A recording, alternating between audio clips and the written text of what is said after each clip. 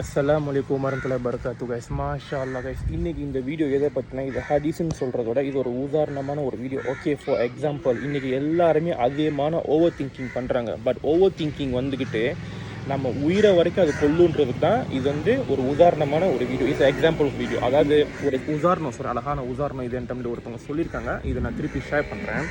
அதாவது ஒரு விவசாயி வந்துக்கிட்டு அவங்க ஒரு விவசாயம் பண்ணுற இடத்துல அவங்க விவசாயம் பண்ணிக்கிருக்காங்க அவங்க ஒய்ஃபோட.